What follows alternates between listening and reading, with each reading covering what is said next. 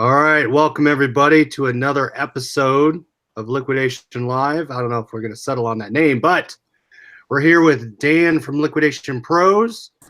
His channel is down below. Make sure you subscribe, hit the bell to his channel. We will alternate between weeks. Next week will be his. Make sure you subscribe and hit the bell there. Tonight we will be talking about tips on how to buy your first liquidation lot. Different things to look for, everything from items, budget, where to source it from, and how to look at it, and any other topics you guys bring up in the chat. But Dan, how about you introduce yourself? Hey, how's it going, everyone? Dan Cal here, Liquidation Pros. I guess you could say I'm a semi-full-time reseller. I have a liquidation business. I'm fairly new to YouTube, but growing my liquidation business and trying to share tips and tricks along the way. Teamed up with Chris here to cover a lot of the things that I had a hard time finding when I was getting started. So we're hoping that we can shed some light on others that are looking to get into liquidation, especially now when there's this huge wave of this liquidation unboxing, and people are finding out about liquidation, but they don't really know what to look for, what to buy, unless they're actually buying it just to do an unboxing video. So we're here hopefully to help people find other ways to source liquidation inventory and make profit doing it. All right, so tonight we're kind of, we can we're probably going to veer off it for a little bit, but if I'm brand new and I'm looking at liquidation, how do I get started in it, right? How do I find it? How much do I spend on it? I don't know, Dan, do you want to start with what do I buy? Well, I think the first thing you covered was, how much do I expect to spend, or how much would I need? That really, you could probably get started with as little as $200, but most of the decent lots are probably going to cost you $200 to $500 for getting started. And what I try to recommend is that you're not spending more than a third of your bankroll on one lot at any given point. Because what's going to happen is these lots are going to take a while to process. They're also going to take a little while to sell through. And there's other deals that are going to come your way as you're going. And not only that, but if you do happen to get a bad lot, or it doesn't turn out to be as good as you were hoping, you have all your money tied up in this one lot and you're not able to purchase other inventory. But basically, we kind of broke it down for the night's show is you have the local game you can source through. So that's anything from like Craigslist to the flea markets or clearance retail arbitrage. And we'll get into that more. Then you have the online game, which is what me and Chris do a lot of, which is like your liquidation sites. So like liquidation.com, Bulk, 888, Via Trading, B-Stock, all these different sites. And then we created like a third smaller category, which is called like regional. So this is when you're looking for like your regional liquidators or regional chains in your area that are small enough to where you may be able to get a small deal with them. Introduce yourself, let them know what you're trying to do. And they may be looking for someone to liquidate some of their clearance items or items that are short dated, meaning it's going to expire soon, things of that nature. So you want to jump back in, Chris?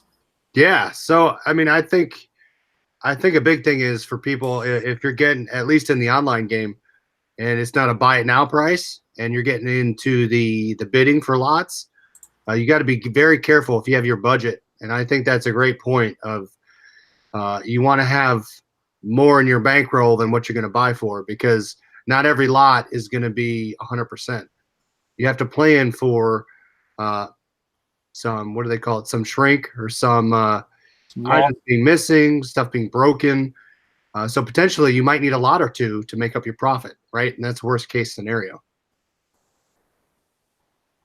So yeah, I was going to say, and then on top of that, you want to, as a beginner, you have more time on your side. Whereas the bigger you get, it's harder to dive deep into these different lots. Whereas as a beginner, you should be able to almost go through and do research on every item, not necessarily every item, but at least the ones that are the higher end items, $25 or more, and looking them up and saying, One big mistake that a lot of new buyers make is that they see a manifest and they assume because the seller tells them the item is worth, $100, that's what it's going to sell for. Well, you have to actually take the information you're given, look it up on eBay Solds or see what the current price is on Amazon, because a lot of times that price is overinflated, and you're going to end up getting yourself in trouble if you're just going off of that. Yeah. And that's another thing. Don't get tied emotionally to lots if you're bidding online, or even if you're local and you're doing local auctions on them. Don't get emotionally tied to them. You want to make sure you have your research done. Dan mentioned looking at the manifest. I would recommend, if you're starting out, only look for lots that are manifested, because you're going to start looking for certain items in there. And for example, I started with electronics because that's what I liked. I knew, Sony, Apple, that's what I'd start putting in the search terms. And I'd wait for those things to pop up in the top of my manifest. And that's where I started. I started with what I knew. I didn't go to housewares, home goods, apparel.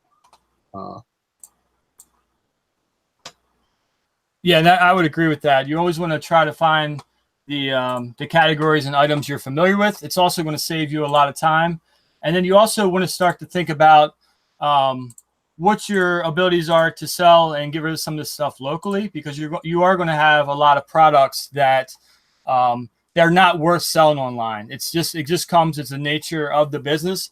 You're going to have a lot of $5, $10, valued items that you either need to be planning that, is your area good for a yard sale, or is there a local flea market or swap meet you can go to? Can you bundle stuff and sell it on Facebook Marketplace or to other people that do those things? So you really got to be considering that as you're getting into it, because a lot of times you're going to make back like the cost of the investment on just that small stuff. If it's a $150 lot, a lot of times the cheaper items you can get, $100 easily on all the small stuff. And that's something you'll learn as you start looking at manifests. So here's two different ends of the spectrum. When I buy electronics lots, at the top probably, I don't know, five items or 10% of the items on the top are going to be most expensive. You want to look at it with a different lens and say, if it's broken, can I make money on it? If it's missing pieces, can I make money on it? Can I make my money from at least the top 10% of the items in the manifest? And then the other way to look at it is, are there multiple quantities of lower price items? So for example, I just bought one that had a bunch of air filters in them. And they're probably on the lower half of my lot, and they're selling right now for $25 a piece. And the boxes are a little worn, so they pulled them. So I'm making my money on the lower price items, and then the most expensive ones, which are longer tail, that's where all my profit lies. So there's different ways to look at your manifest. And also consider that those lower price items you could potentially, if there's 20 of the same thing, but it's only an $8 or $10 item on eBay, maybe you can do a 2 or a 3-pack and do a bundle. That way you're not forced to sell that stuff locally. You can get your money online and not have to deal with that. That's another good strategy. What you're going to find is a lot of the stuff that seems like the percentages is going for more than you would want to pay.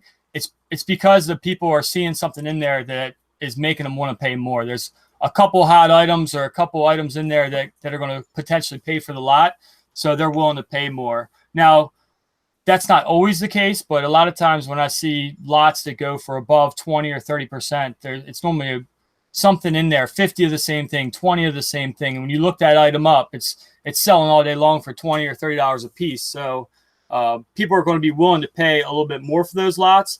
And as a beginner, you might not have the bankroll to get involved in stuff like that. So right now I'm looking at a lot that it's about 300 items. The retail value is $9,000. And 200 out of the 300, Rob, give ballpark numbers. 200 out of 300 items are the same exact product, just different variations. And then there's a bunch of random stuff. Well, what's interesting is the majority of those 200 items are retail for $14, but are selling for closer to $20. So I found, basically a potential edge on the competition if they didn't do. Now I'm assuming some people are doing that research, but a lot of people are just looking, okay, I have say I'm a big company and I have 2 or 3 buyers that go out looking for these lots to have them shipped to the warehouse and processed by a team of people.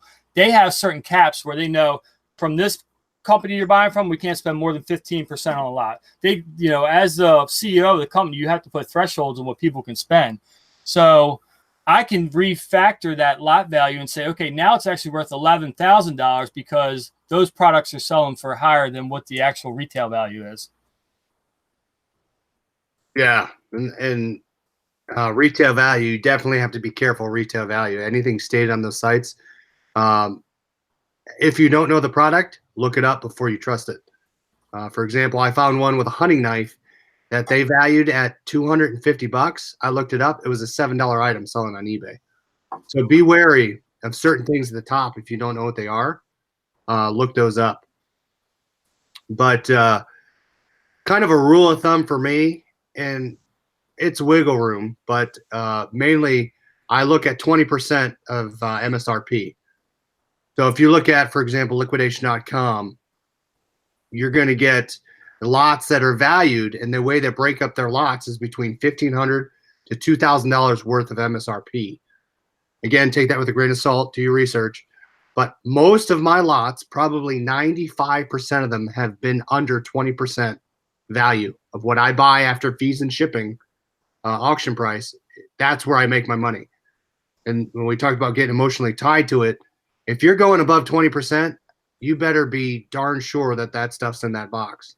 Otherwise, you're potentially going to be breaking even, which we don't want to do. Yeah, I have 2 bullet points on that with liquidation.com. And one of the reasons I do like them is they're, at the time that item's scanned in, they're using the Amazon new price as MSRP. They're not using the distributor or the manufacturer's retail price, which you are tend to get a better value when you're looking at their lots compared to some of these other lots.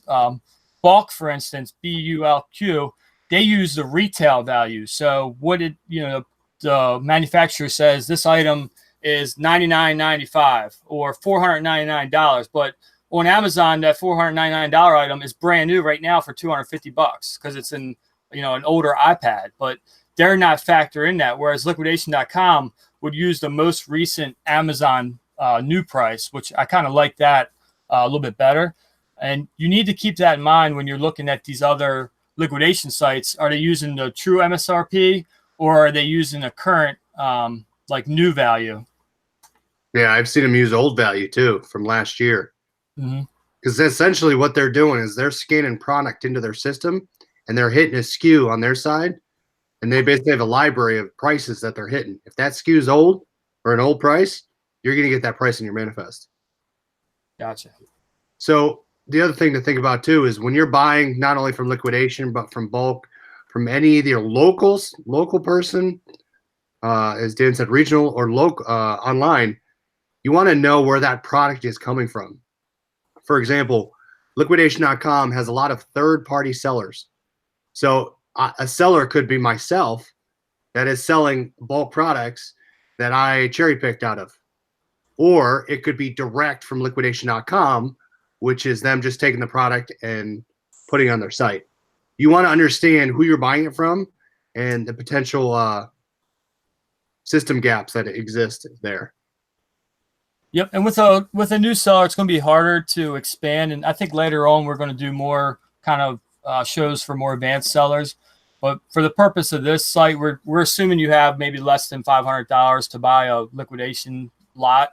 So you're kind of limited as a new seller on what you can find. But as I stated in some of the other videos, I started getting into liquidation from a Craigslist deal that I found. And I even just found one, a week and a half ago. So they're still out there. The local game is a really good place to get started. You do also have to be patient. Patience plays a big role in liquidation because the good lots, they don't come up every day. And especially the ones that are there's good lots that come up on advertised sites, but normally they're auctions and other people see them.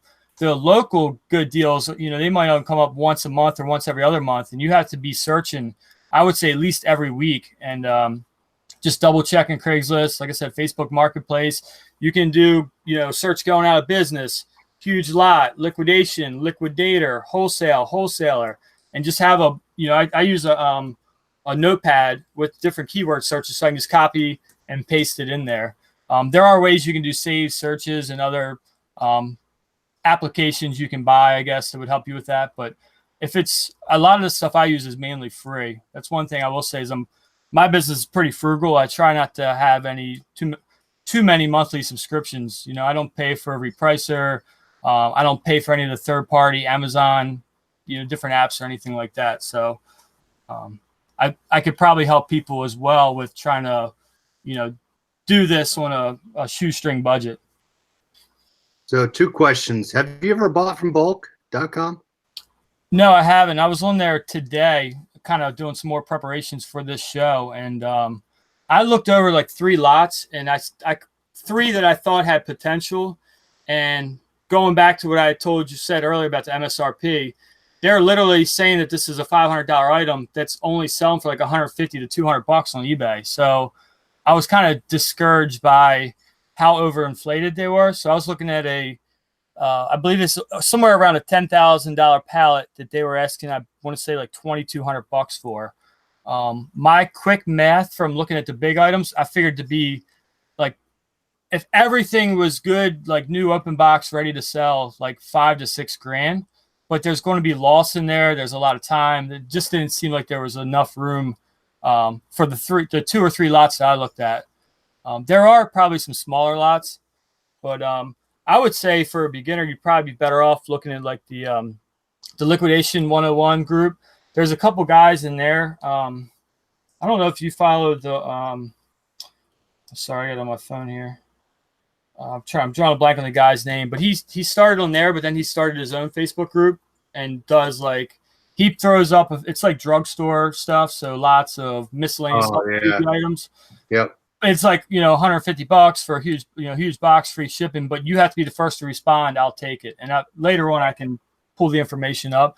But once you get into those types of liquidation groups, you can reach out to people. A lot of people are offering up inventory. It's hard for me to know that stuff's normally already been looked through, and some of the better items have already been taken out of that merchant. Right. They're buying truckloads, and then they're making smaller lots. So what happens when they're taking the items out and putting them in there? Well, they're clearly going to pool the good items if there are any. That's my opinion.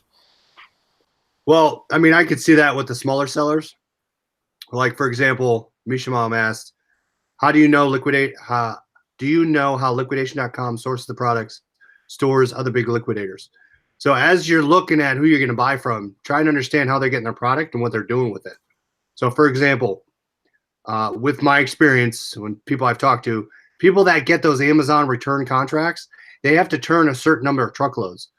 So they're going to take those pallets in and they're going to get rid of them as quick as possible. So they're not going to take the time to go through the products to find the most profitable products. They're going to take it and resell it as bulk. Like Liquidation, they have Bed Bath & Beyond, Home Depot, Lowe's, Staples. All that stuff is contracted through them. The returns come to liquidation.com. They bundle them up, put them on their website, and get rid of them. They don't have the time to cherry pick that stuff. Yeah, I would only recommend you buy through those well-known companies that have the partnership companies with liquidation.com. I could go on tonight and become a liquidation.com vendor and sell the stuff that I don't want to deal with. It's anybody can jump on there and start an account. And that's part of their problem and why some of the, there's a bad stigma about the corporation. But if you know what you're doing, like I bought 99% of everything from Sourced by Amazon. And so basically Amazon returns through there. I've had 2 other sellers I tried, and both times I had a bad experience. I wasn't happy with the lot. It just wasn't worth my time. So I pretty much stick with the Amazon returns. I've looked at some of the Staples lots. I'm not sure, Staples still in there? I don't even know. I think they are. But there's so much Amazon inventory coming through there. And if you know what to look for, I mean, every day you can win a couple lots if you want to. It's crazy. When I walked through that one day, they had, it was like 26 pallets, double stacked from front to back of their warehouse. They were going to process those. They were getting those all the time. So they're taking that stuff, they're lotting it up, and they're getting rid of it. And what I try to remind people is, if you've ever seen one of those Amazon distribution centers, think about how many there are now. Think about all the trucks that are going in there, and then for every 10 trucks going in, 1 truck's coming out as the liquidation products. So that is a ton of inventory that they're getting rid of on a daily basis. There's, you know, hundreds of trucks being liquidated every day. And so liquidation.com does, so if you're going to go on liquidation.com, you're going to buy Vegas, Las Vegas, and Plainfield, Indiana to their 2 hubs right now for Amazon returns. You can go on their website, limit your searches to those 2 warehouses, and the seller is sourced from Amazon or something along the lines of source from Amazon. They're also, and I'm sure other sites have this as well, and local and regional, they have deals where they refurbish the returns. So you can buy refurbished returns that still have warranties on them, which is awesome. Yeah, and I did do a video a while back, one of the first videos I did that covered the entire process of me looking through lots, how to consolidate based on what warehouse you're looking at. Once you pick the warehouse, how to add more lots to create a pallet, and then how to look through the manifest. I know you've done some of this as well, but it's a really long video, but it covers from start to finish how you can, all the way up to the point of the product arriving at my door and unloading it and going through some of it. So, yeah, and we'll have other videos detailing all the details of how to break down a pallet, how to look at it, how to so. Yeah, for those in the chat and those watching this later, we're talked about partnering up and making like specific videos, 5 or 10 minute long videos that really hone in on a specific part of liquidation. So when people are asking, we get a lot of the same questions, and we can relay them to one video. It's hard to say, hey, go watch this 1.5 hour long video. I mean, it has everything in there, but most people don't want to do that. They want the information pretty quickly. And I mean, we're going to state it probably every video. Do your research on the products. You have to take into account that something's going to be switched out. Amazon's taking that return. They're refunding that person's money. They're taking that and they're putting it on the side, and they're going to resell those returns. They're not going through the box. They're not looking at it. The end customer, that return is going to be you. You most likely are going to have a switch out. You're going to have an off-branded product like this that you thought you had in the manifest, but you pull it out and it's a brand new off-brand controller. You can still make money on this. So when people buy liquidation and they get random stuff, they get broken stuff, they say, oh, I lost money, I'm filing a dispute. You still have avenues to make your money. There's still people, hundreds of thousands of people that make money buying broken things on eBay locally. People make their whole businesses around broken TVs. They will buy broken TVs as returns and sell the motherboards, parts, remotes, cords, all that. So there's tons of ways you can eat this elephant. And another thing to consider as a newbie is you're thinking, man, this is a lot of work. I'm used to going to Goodwill and finding one item I can flip for $100 that I only paid $2 for. This is going to be more of a consistent flow of inventory to where you don't even have to leave your house if you don't want to. It's delivered to your doorstep. Even if you did like 1 order a week just to have some supplemental inventory, so when you're not finding the deals that are out there that you normally get. And the other thing why I can encourage it is because you're learning a whole nother aspect of reselling, and it's going to teach you from buying these lots the entire process, so that when you do have larger capital down the road, you know how to handle a couple pallets, because that's where the real money is when you start getting into buying pallets. I know we've touched on that a little bit in other videos, but this I'm almost to the point now where liquidation.com, the lots are almost too small for me. It's taken too much time for me to put together pallet loads to make it worth my time when I can just buy pallets from other companies. And that's something to think about too, right? Your profit will decrease the larger the manifest, the smaller the lot. If you buy packages, your profit's going to be this big. If you buy pallets, profit's going to be this big. Truckload's going to be this big potentially, right? And then that same rule of thumb applies to manifested versus unmanifested. If there's a list of items in that product or for that lot, it's going to be a lot more expensive than if you buy something sight unseen, black wrapped, which you don't know what's in it. And that's a higher risk. You're going to pay less for it, but you could make a ton more money for it. Yeah. But, The only way I would do that is if I've met the supplier at least one time, I've been able to look through, talk to them, get a general idea of what they're getting, where they're getting it from. And I've made like some sample buys, and then I know kind of what to expect. And to me, it would be worth the risk. But I normally, most people now are providing, manifested lots. The ones that aren't manifested a lot of times are just miscellaneous salvage lots, and those I try to get away from those. Those, if you're going to buy those, you just have to go in with the mindset that this $500 I'm going to burn. Yeah, well, I mean, a lot of you can make decent money. You just are going to spend more time trying to part everything out and fix Correct. stuff, and there's nothing wrong with that if you enjoy doing that. The time that it's going to take you to double or triple your money is going to be 5 or 10 times more than a normal lot that the majority of it's like new resellable condition. You can't go into thinking you're going to make 200-300% on that. You got to go and lower your expectations and then raise them. Yep.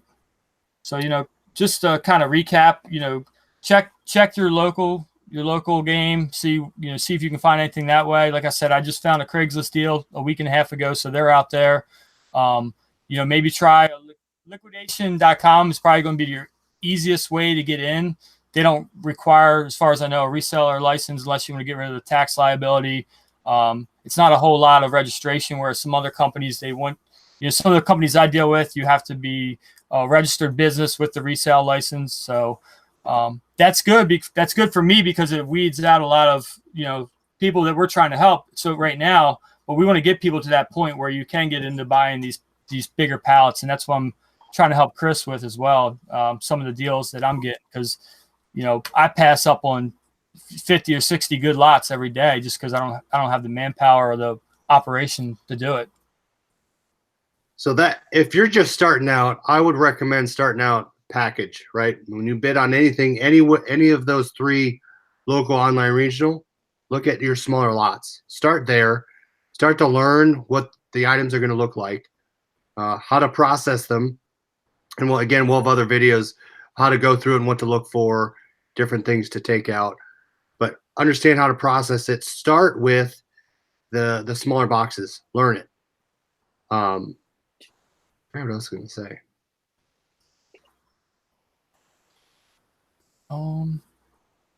What else we got? I guess, well, I think we covered that. We can keep an eye on any questions that have to do for any beginner type questions. We had a few people left some topics last week. If anybody wants to leave topics for future shows, we have jotted those down. So we have some upcoming show ideas for you guys. I was telling you guys last week about the sporting goods vendor I'm trying to get. I thought I'd have an answer Wednesday. I haven't heard you back yet, but apparently they're running actually a background check on me and my company and some sort of watchdog review thing because they sell some like firearms, accessories, and parts. So even though I'm not dealing with their firearms, they still have to run me through that whole process, which is interesting. I've never had that happen before. That's crazy. Yeah. So I remembered what I was going to say. So if someone brand new, all they do is thrift and sell stuff around their house. The way I approach it is, I know I can make money thrifting. I know I can make money with random stuff around my house.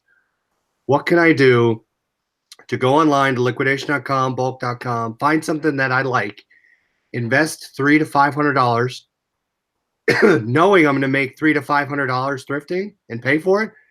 You got to think about that product's going to arrive at your door. And I forget who asked the question, will they ship it? It'll come right to your house. So the package lots from liquidation.com come through UPS.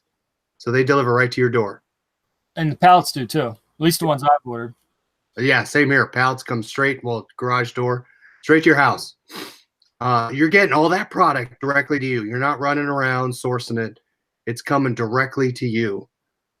You've already spent the afternoon looking for the thrifted product or the stuff around your house. You've made your money on the liquidation stuff you had. So kind of a different mentality to think about, okay, I've already paid for it. Let's test it. yeah, and just going back to what I said earlier, like you got to think about what the future could be and kind of like where me and Chris are sitting. Like, I know you're just getting started and it doesn't sound like, one single lot, like to go through all that trouble to make $200 is worth it. But the end game is to the point where you can get a pallet delivered and process that. And, when you double your money on a lot like that, you went from making $200 to say making $2,000 or $3,000 profit. And it's almost the same amount, a little bit more time, but, you would definitely need a helper in order to do that. And if you think about too, Christmas, big holidays, Christmas, or where gifts are, you're going to get returns a month or two after that happens. Think about the hot items that are happening. So, for example, when I started liquidation, the returns that were coming back were the Microsoft Surface Pro chargers. Those were flooded in every liquidation lot I was buying, and I was selling those for about $80 a piece, the ones that worked. Jaybird headphones. I don't see those much anymore, but I was getting those, and the ones that worked, I was making, 50, $60 on. So as you're finding these items, they will consistently appear in lots. Ring doorbell is a big one. Camera lenses, search for camera lenses. You're getting these specific items that appear a lot. Write those down, take those items, and search for that brand in the listing. You will see those top items in your liquidation lots that will make majority of your money back. So the way I look is look for those price heavy items, and those items consistently sell used, broken, or new. And there's also certain items that have a high return rate just because people accidentally ordered the wrong thing. Like there's certain items that's common for high return, just whether, like you said, if it's dealing with cameras, like they think it's for a lens for a certain camera, but it turns out it doesn't fit.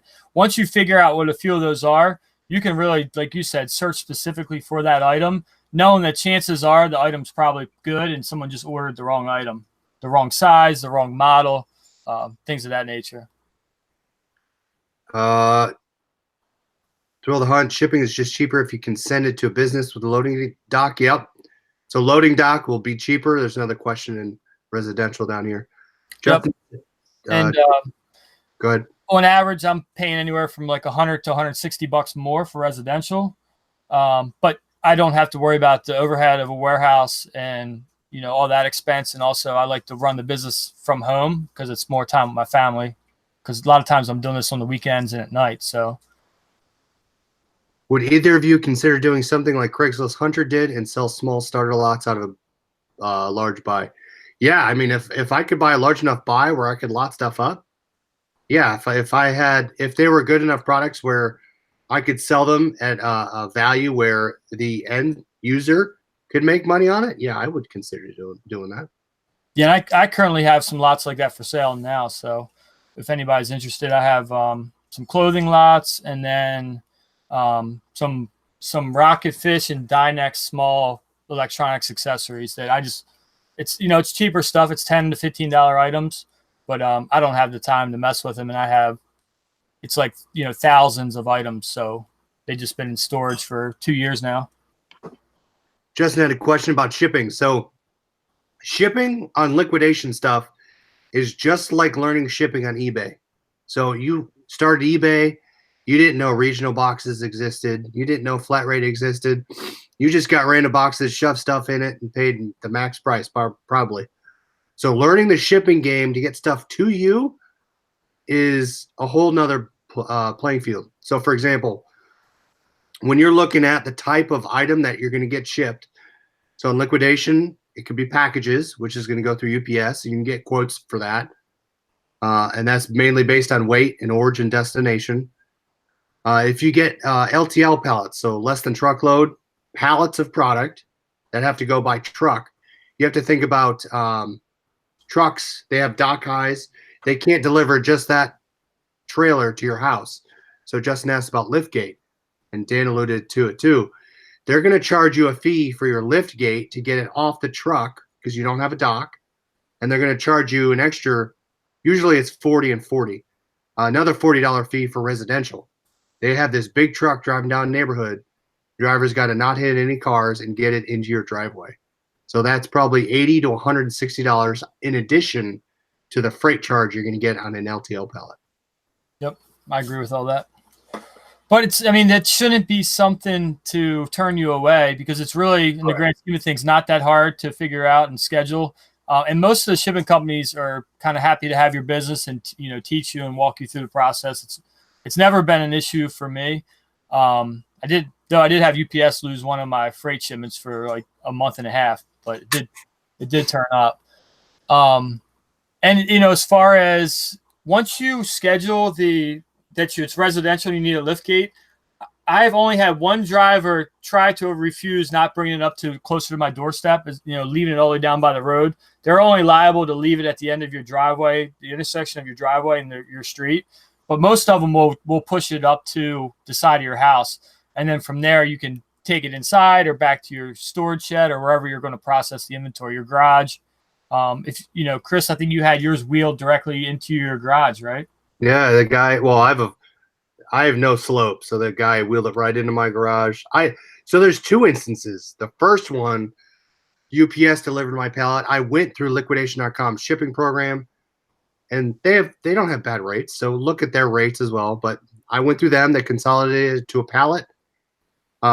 They actually went to my Ring doorbell. I was able to get the driver through my doorbell to sign off on it. I opened the garage when I was at work. He popped it in the garage, and I shut it. The second company, I had to be there and sign for it, but he again wheeled it into my garage. No issues. Nice.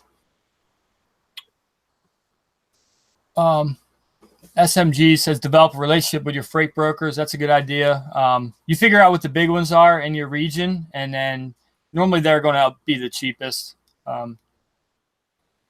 Shop around too for rates. Don't be afraid.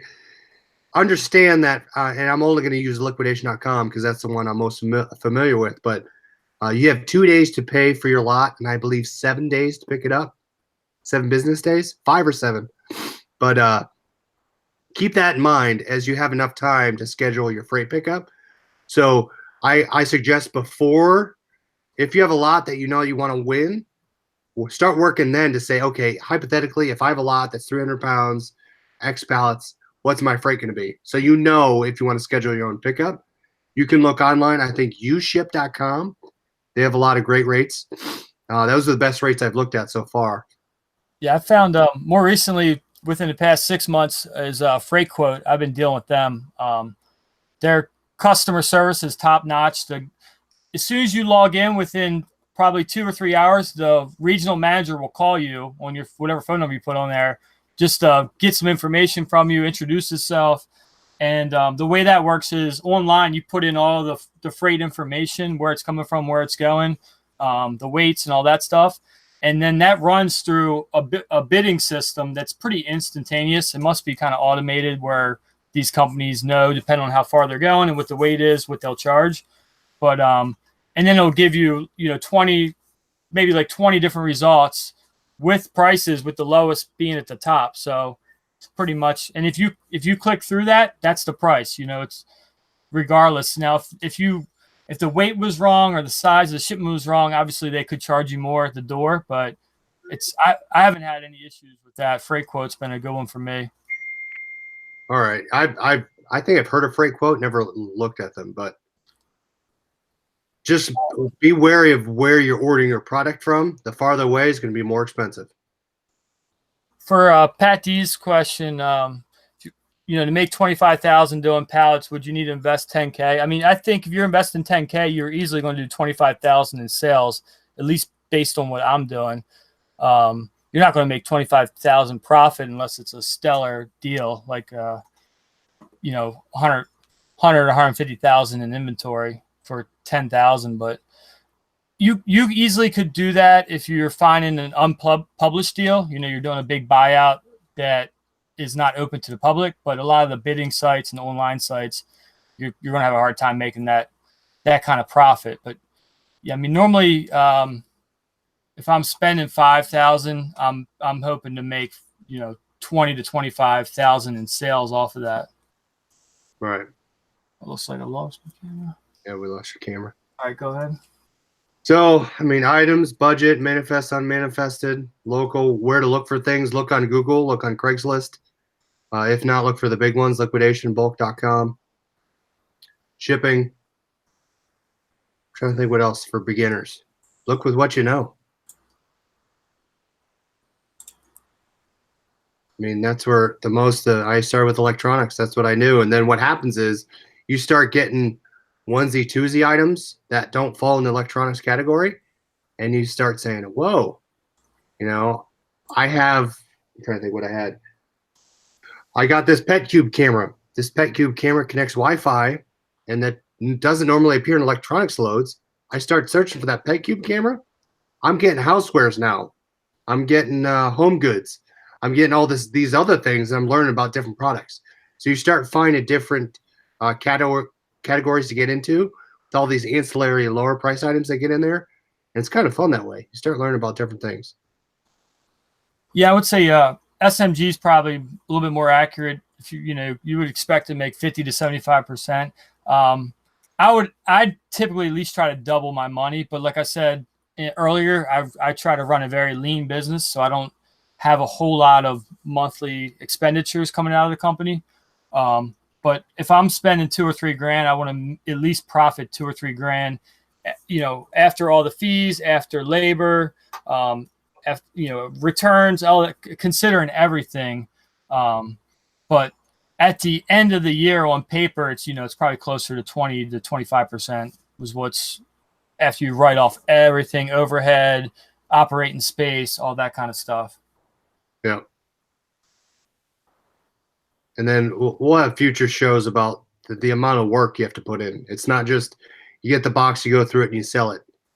There's different things you have to look for with different categories. Go through it, how to sell it, etc. Yeah, it's definitely hard work, and it's a lot of stuff to go through, but it's worth it if you're willing. A lot of people, it's not right for a lot of people. If you're looking for easy money, this isn't going to be the way to source your inventory. That's for sure. So one of the questions just came in. What about after receiving your product? Is it something wrong with the shipment? Which companies have best customer service? So I recommend, I think, Dan, you said it earlier, relationships. Start talking to their customer reps, your account rep. Be in the PS 101 group. Meet them at trade shows. Let them know who you are. Let them know you're a buyer. If you do have problems, reach out to them. A lot of times, if something's missing in my lot, that's a high price item, I reach out to them and say, hey, this was missing, this was switched out. I don't want to return it. Is there anything you could do? Most of the time, we're going to get a credit back. So I think I've heard good success with bulk. I've had great success with liquidation. They will work with you. And there's going to be mistakes. Over doing this for the past 5 years, I've had several lots that there were issues to where I had to reach out, and every time I've got some sort of refund or reimbursement. The hardest thing to swallow is when it's like your premium items that you're expecting to make most of your money, but you're only getting back the percentage of what you paid for that product. So it's like, well, damn, like now the load wasn't really that good because I just lost out on, I'd rather have the item and pay what I paid for it versus now just get my credit back because I got to deal with the rest of the load but not have that item. So right. If it's like one small item, one here and there, I don't bother. It's not worth my time. But I've had with the Macy's load that I documented, they actually they shorted me 8 $60 resale items. Retail was $99. So I couldn't believe it wasn't on there. It's like there wasn't even room on the pallet because it was a pretty big item. There wasn't even enough room on that pallet from the fit. So I'm not sure how they could say that it all was one pallet. The good news is they're like, well, it's supposed to be 20. I think it's supposed to be 24 boxes of stuff. Well, I had already broken down all the boxes and, I had no real proof other than the fact that luckily I videotaped the whole process of me unloading it at the Macy's distribution center. And I was able to count the boxes coming off. So I didn't even need to use that. I explained to them it wasn't there, but I did have that as backup. So you may even want to consider video and, opening the boxes just to have proof. Yeah. I agree with that. Can you communicate via phone or written? Yeah, both. You can email. They have emails. Facebook Messenger, if you have that relationship with the company or the person, that works as well. And you can call them. Pat D's, appreciate it. Likes to subscribe to Dan. Yeah, there's going to be more. So make sure there's tons of more. We'll delve into different ways to look at things, how to break stuff down, how to make money on liquidation. Yep. And we've also talked about, you going out to ASD and talking to some companies and potentially, you're going to be out there trying to find new connections for us to do research on and, give back to the community. Because like I said earlier, I can't buy everything that's out there. Chris certainly can't. This is hundreds of truckloads of products being, liquidated every single day. It's just so much product out there. It would blow your mind. Yeah. There's shoe pallets going on all the time now. I wish I could buy all of them, but I don't have the time. Yeah. Oh. All right, Dan, any last words of wisdom? No, like I said, just give it a try, guys. Try not to spend more than a third of your bankroll. Don't get too excited about a lot because you never know what's, what it could be, or what by the time it gets to you and you start processing it, you may not know on the other end that they sold, 50 pallets of the same item and it's going out across the country. So don't put all your eggs in one basket and, give it a try. It's changed my life selling liquidation, and I'm sure it can do the same for yours. Yeah. The fun part of it is getting the stuff, not knowing what it is, opening it. Not only you get stuff that's brand new, but you get stuff that's not even on your list, and you make money on it. So it's always fun. And then, I've lost money on a handful of lots. I bought over 125 now, 130. So there's always a fun in each one, and there's always a learning point in each one. So, all right. Thanks, guys. Once again, make sure you comment after the video if you have any other topics you want us to cover. We have 2 or 3 in the pipeline, but always looking to hear what you guys want us to talk about. Yep. And next week we'll be on Dan's channel. Make sure to subscribe down below. And as always, thanks for coming. See ya. See ya.